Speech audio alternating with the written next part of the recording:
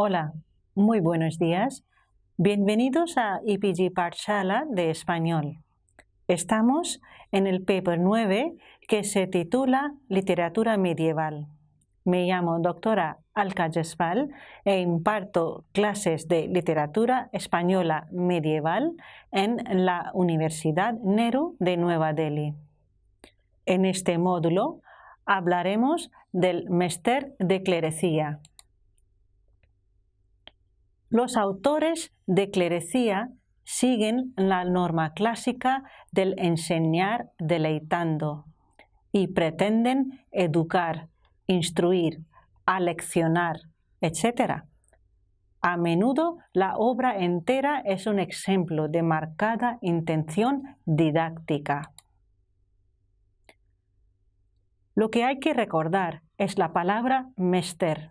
Mester significa oficio o trabajo. Acabamos de ver en los módulos anteriores el mester de juglaría o el oficio de juglar. En este módulo tratamos del oficio de clerecía o de los curas. Cronológicamente, el mester de clerecía se prolongó desde mediados del siglo XIII hasta finales del siglo XIV. Frente al mester de juglaría, que caracterizado por su contenido popular y la irregularidad métrica, este surge en el siglo XIII como una nueva escuela narrativa de carácter erudito y se llama el mester de clerecía. Fue cultivado por los clérigos, aunque entendiendo siempre por tales no solo a quienes lo eran propiamente, sino también, según la conocida definición, a todo hombre culto y letrado que podía poseer la educación latino-eclesiástica. Los caballeros, los mismos que los reyes, vivían entregados casi exclusivamente a los negocios de la política y al oficio de las armas, y con frecuencia desconocían hasta los rudimentos de la escritura. Durante la Alta Edad Media, sobre todo, fueron numerosos los monarcas que no supieron siquiera firmar.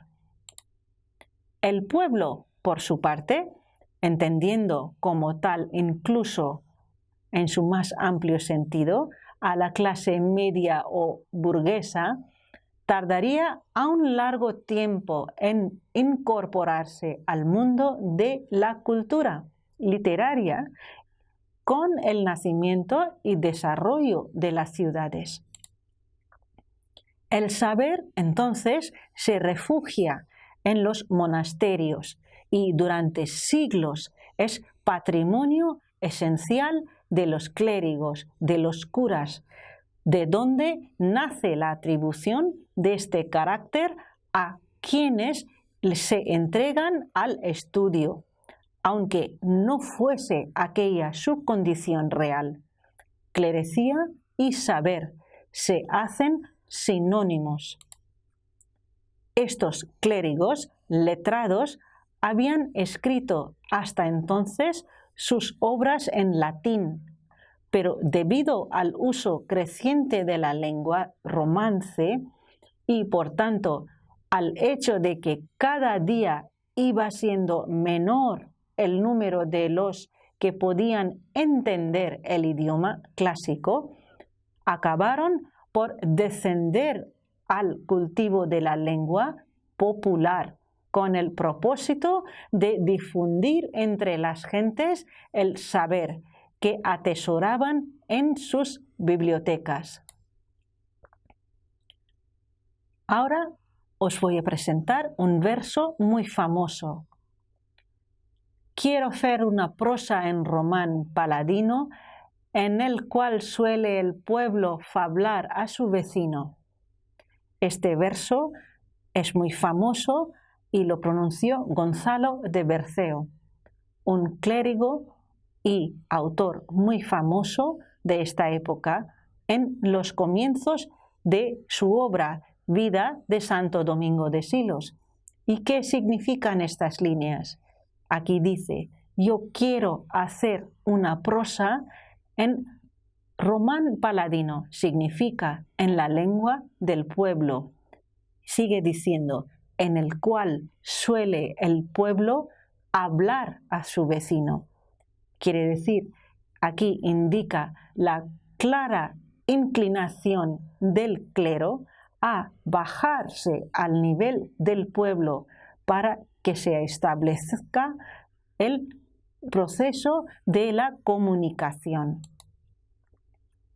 El mester de clerecía no desplazó, sino que coexistió con el de juglaría y con las diversas formas y escuelas líricas, pero sin llegar a confundirse jamás con ellas.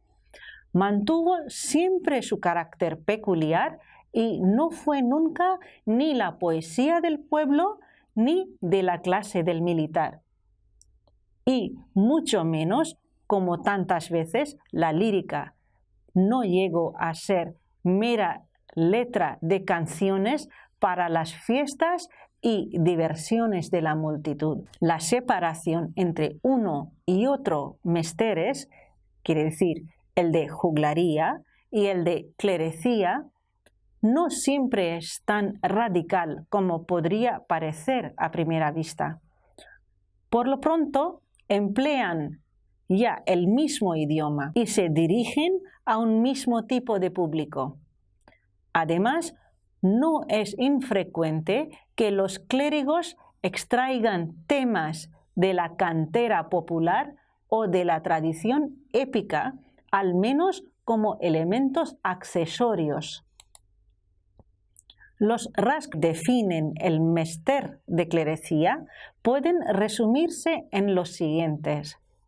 Primero, todos los poemas de este mester están escritos en estrofas de 4 versos alejandrinos, que significa versos de 14 sílabas divididos por una cesura en 2 hemistiquios de 7.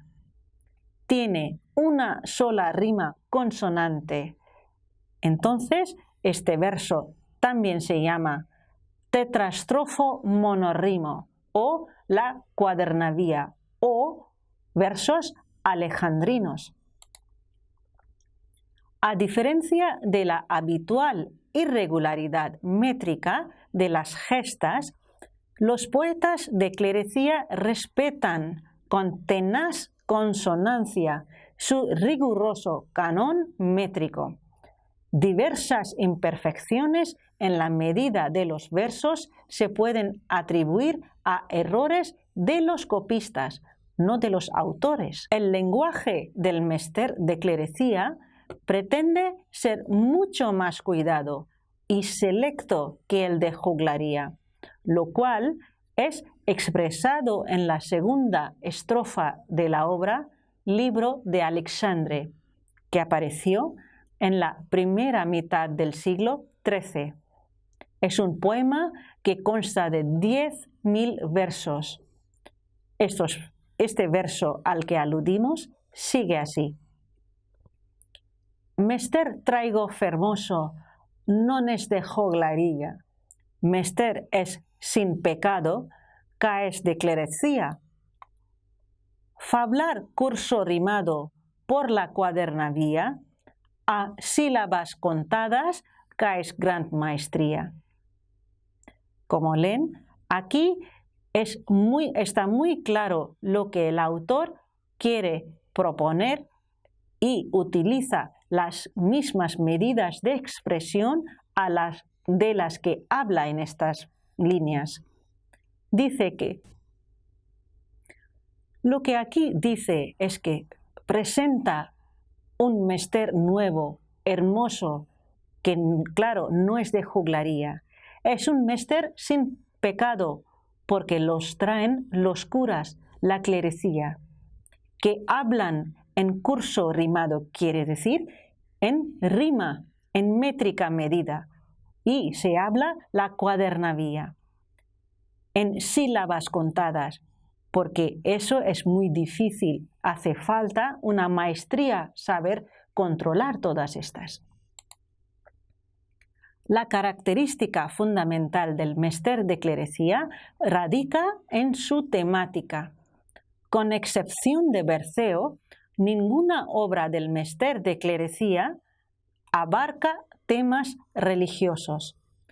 Las obras del Mester de Clerecía tratan de tomar materias del saber escrito, al que no se tenía acceso sin una dedicación estudiosa.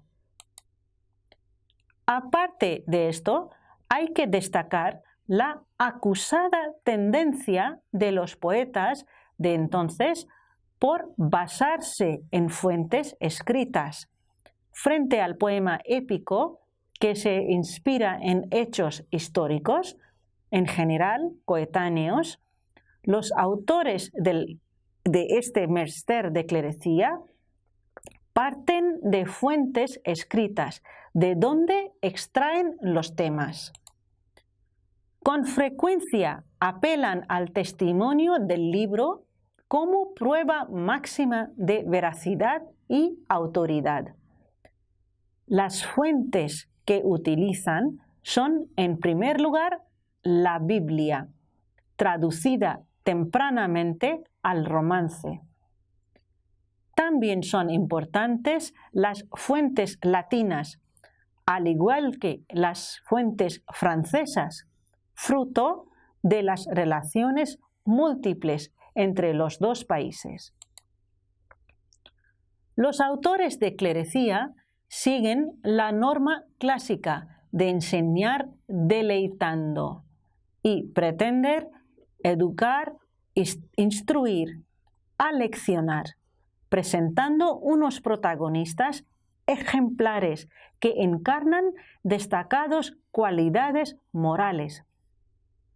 A menudo la obra entera es un ejemplo o un ejemplo de marcada intención didáctica, de enseñar y de cierta verosimilitud, características que la diferencian del Mester de Juglaría.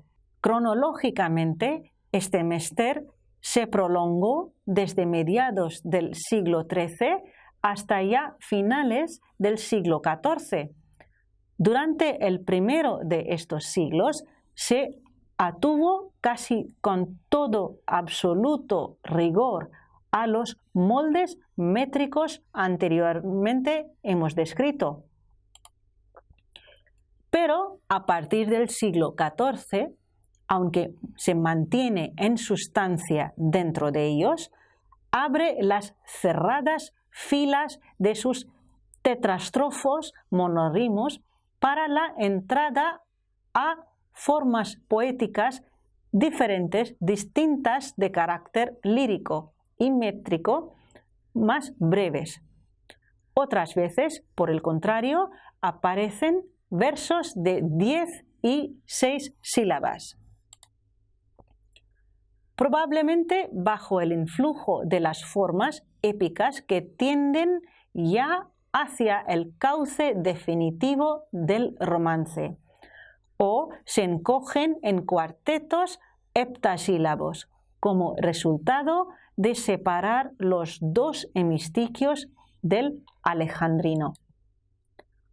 Otra característica esencial separa la clerecía de ambos siglos.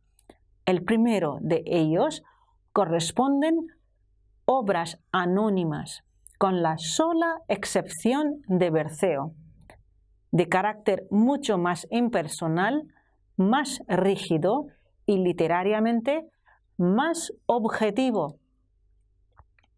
El natural primitivismo no consiente todavía, salvo en corta medida, la proyección personal del escritor, pero el siglo XIV contempla ya la aparición de grandes figuras literarias y el mester de clerecía, pese a su innegable rigidez, acoge obras de inconfundible personalidad, a saber, las del arcipreste de Hita y de López de Ayala.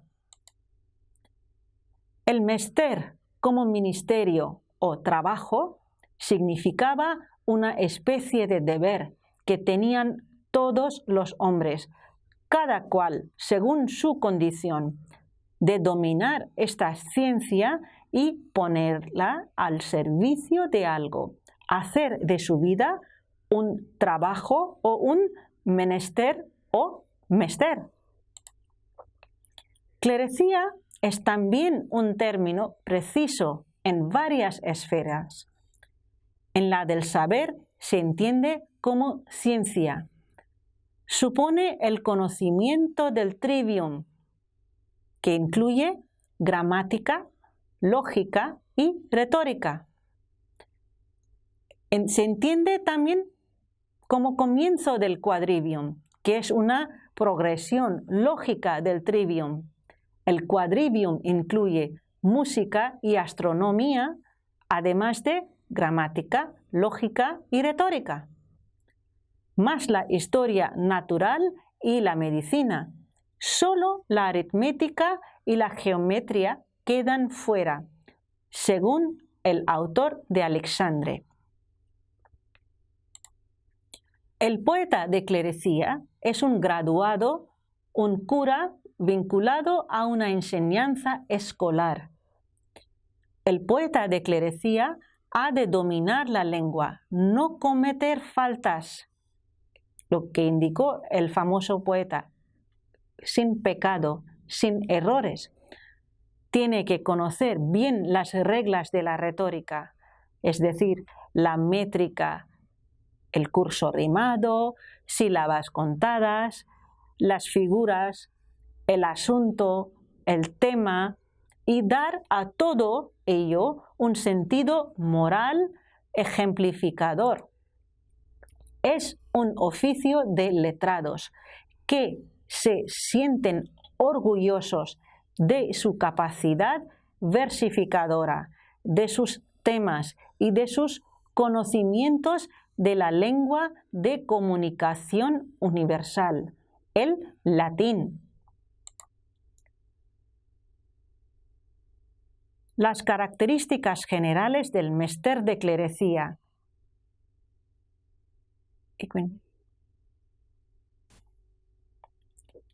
Se pueden citar múltiples ejemplos que testimonian la conciencia que tenían aquellos poetas de estar escribiendo en una métrica regular. Sin embargo, ya en el siglo XIV, la métrica pierde la rigidez que había tenido en el XIII. Ya aparecen formas más líricas y de metro más corto o más largo a veces. Otro elemento que distingue clerecía y juglaría es el de la diferente intencionalidad, pues la del mester de clerecía es ante todo didáctico moral, aunque sin excluir por completo el entretenimiento. Sin embargo, a pesar de estas diferencias expuestas, clerecía y juglaría no son dos mesteres tan opuestos como se pensó durante tiempo, pues ya Menéndez Pidal en el año 1924 había indicado ciertas analogías entre ambos movimientos, como las llamadas atención a los oyentes, el tono narrativo oral o la utilización por parte de los clérigos de epítetos épicos, semejanzas que se explica por el largo periodo de tiempo durante el cual convivieron ambos mesteres, o también por el público al que iba dirigido. Pues según este investigador, Menéndez Vidal, el público para quien Berceo escribe es, en esencia, el mismo para quien cantan los juglares. Por su parte, Diez Borque, otro analista y estudioso, considera que aunque se trate de acercarse a la mentalidad del pueblo, el poeta utiliza con bastante frecuencia expresiones sencillas y familiares e incluso a veces vulgares, aunque componían sus obras en román paladino para que las entendiera el público no letrado. Eran hombres doctos, con saber suficiente para tomar de textos latinos los asuntos de sus poemas. Es natural que en sus escritos se refleje el conocimiento del latín en abundantes cultismos. Por otra parte, al ser la temática más variada, también el léxico era más amplio que el de los juglares épicos, y en las descripciones aparecen escenas vivas y concretas de la realidad con abundancia de comparaciones. La de una poesía que en su origen no es popular, pero va dirigida al pueblo, por lo que en el clérigo hay una voluntaria vulgarización para acomodarse al gusto popular, para poder atraer al público en general, para que se pueda establecer esta conexión, esta comprensión otra vez. Y López Estrada, otro estudioso y crítico de esta rama de literatura, resume con las siguientes palabras esta dualidad que va a darse en la clerecía. El arte de clerecía resulta siempre, en cierto modo, de compromiso. Hubo de ser popular o aparentarlo porque su fin era valerse de la lengua común para tratar de asuntos moralizadores. Sin embargo, el arte de clerecía intentó ser culto en cuanto a la intención, autoridad de las fuentes usadas y a la técnica de la expresión, que enriqueció con la adaptación de una retórica clásica a tono con los asuntos, de forma que quedara lo más cerca posible del latín. En cuanto al lenguaje, este pretende ser más cuidado y selecto que el de los juglares, pero con el fin de deleitar enseñando. Hay en este mester varias agrupaciones de obras abiertas, perdidas o exclusivamente hechas en la cuadernavía. Primero vamos a enumerar algunos que se hicieron exclusivamente en la cuadernavía. El primero de ellos es el libro de Apolonio. Trata de las aventuras de Apolonio, que eran muy populares en la Edad Media y se conservan numerosas versiones en distintos idiomas. La segunda obra es Libro de Alexandre, atribuido a Juan Lorenzo de Astorga o también, según diferentes teorías, a Gonzalo de Berceo.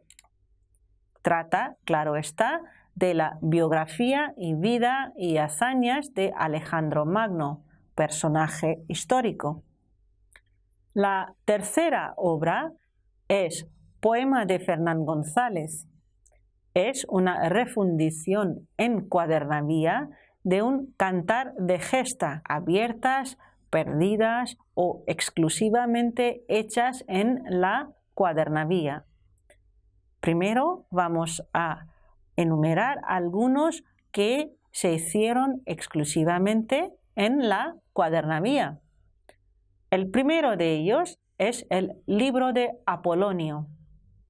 Trata de las aventuras de Apolonio, que eran muy populares en la Edad Media y se conservan numerosas versiones en distintos idiomas. La segunda obra es Libro de Alexandre, atribuido a Juan Lorenzo de Astorga o también, según diferentes teorías, a Gonzalo de Berceo. Trata, claro está, de la biografía y vida y hazañas de Alejandro Magno, personaje histórico. La tercera obra es Poema de Fernán González. Es una refundición en cuadernavía de un cantar de gesta. El contenido es el de un cantar de gesta paralelo que narra diferentes hechos históricos de la vida de este personaje histórico, muy relevante para la historia de España y de Castilla. La tercera obra se titula Castigos y ejemplos de Catón. Esta aparece ligado a la literatura nómica y sapiencial de la Edad Media. Se trata en realidad de una refundición de una obra medieval anterior atribuida falsamente al romano Catón, el llamado Pseudo-Catón. Luego tenemos otra obra que se llama El poema de Yusuf. Es un poema anónimo aljamiado. Quiere decir que está escrito en aragonés con caracteres arábigos. Es del siglo XIV. Está escrito en estrofas de cuadernavía y fue escrito por un morisco de Aragón. Siguiente obra se titula Los proverbios morales de Semtob o Santob. Es un libro escrito en el siglo XIV por un rabino de nombre Don Semtob o Santob. Se trata de una larga serie de máximas o sentencias en una curiosa variante de la cuadernavía, perteneciente a la literatura nómica española. Otra obra muy importante se titula Proverbios en rimo del sabio Salomón, rey de Israel. Se le atribuye esta obra al canciller Pedro López de Ayala. En esta obra se recogen la doctrina del libro filosófico de la Biblia, conocido como Eclesiastés. Otra obra importante se titula Rimado de Palacio, escrito por Pedro López de Ayala, el canciller de Castilla y también historiador. Otras son obras de Gonzalo de Berceo, que son muchas, que guardan estas características. Son Milagros de Nuestra Señora, Vida de San Millán, Vida de Santa Oria, Vida de Santo Domingo de Silos, Martirio de San Lorenzo, Signos que se aprecian antes del juicio, Lures de Nuestra Señora, del sacrificio de la misa y Duelo que fizo la Virgen María. Otra obra de insigne valor y muy popular en la Edad Media se titula Libro de Buen Amor, escrita por Juan Ruiz, arcipreste de Hita. Constituye el relato de la autobiografía ficticia del autor.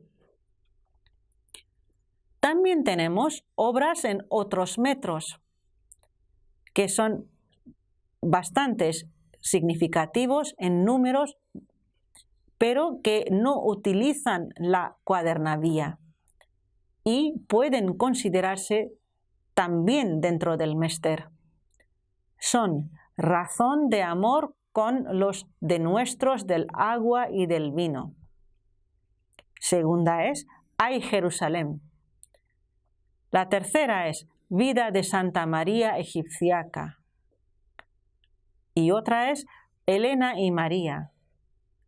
Libro de la infancia y muerte de Jesús o de los tres reyes de Oriente. Y otra muy famosa es la Historia troyana polimétrica, entre muchos otros. Se ha perdido un cierto número de obras que pueden clasificarse dentro de la escuela. Así, por ejemplo, una continuación de la vida de Alejandro Magno, titulada Los votos del pavón, que conoció y leyó don Íñigo López de Mendoza, y cuyo rastro se pierda en sus manos. Otra obra es Vida de Santo Toribio de Liébana, de la que solo podemos imaginarnos cómo era por algunas de sus escenas que, al parecer, están representadas en los capiteles del ábside central de la iglesia de dicho monasterio, así como por distintas vidas que han quedado del santo en prosa. Otra obra es la vida de Santo Domingo de Guzmán. Más dudosa es la existencia de una traslación de los mártires de Arlanza, escrita por Berceo. Con esta relación y aproximación al tema de la clerecía, terminamos este módulo. Muchas gracias.